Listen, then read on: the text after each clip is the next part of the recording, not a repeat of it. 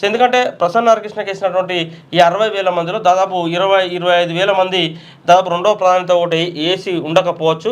ఒకవేళ రెండో ప్రాధాన్యత ఓటు వేసిన వాళ్ళు ఎలిమినేషన్ అయిన వాళ్ళు కనుక రెండో ప్రాధాన్యత ఓటు వేసి ఉంటే సో అది కూడా చెల్లుబాటు అయ్యే అవకాశం లేదు. కాబట్టి సో రమారమిగా ఒక 30,000 ఓట్లు ప్రసన్న హరికృష్ణ దగ్గర రెండవ ప్రాధాన్యత ఓట్లు ఉండే అవకాశం ఉంది. సో ఈ 30,000 ఓట్లే రెండో ప్రాధాన్యత వేసినటువంటి ఈ 30,000 ఓట్లు సో ఇప్పుడు కరీంనగర్ గ్రాడ్యుయేట్లో విజేత నిర్ణయించేటువంటి ఓట్లుగా ఉండబోతా ఉన్నాయి.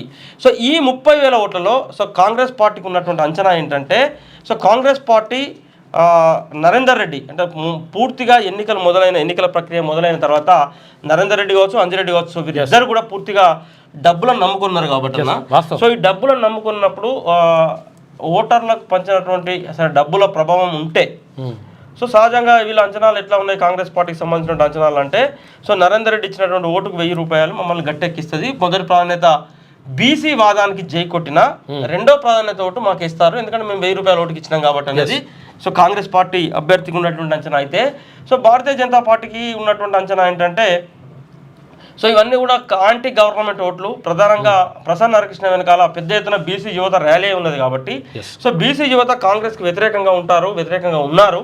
సో కాబట్టి ప్రసన్న హరికృష్ణకు మొదటి ప్రాధాన్యత ఓటు వేసిన వారందరూ కూడా రెండవ ప్రాధాన్యత ఓటు భారతీయ జనతా పార్టీ అభ్యర్థికి వేసి ఉంటారనేది సో భారతీయ జనతా పార్టీ భావిస్తుంది, అంచనా ఉన్నది. సో అయితే సో ఈ అత్యంత కీలకమైనటువంటి విషయం ఏంటంటే ఈ 30,000 ఓట్లలో అంజిరెడ్డికి ఎన్ని ఓట్లు కావాలి గెలవడానికి కోసం, అదేవిధంగా నరేందర్ రెడ్డికి ఎన్ని ఓట్లు కావాలి, సో భారతీయ జనతా పార్టీకి ఎన్ని ఓట్లు కావాలి, అదేవిధంగా కాంగ్రెస్ పార్టీ అభ్యర్థికి ఎన్ని ఓట్లు కావాలి. సో ఇది అత్యంత కీలకం.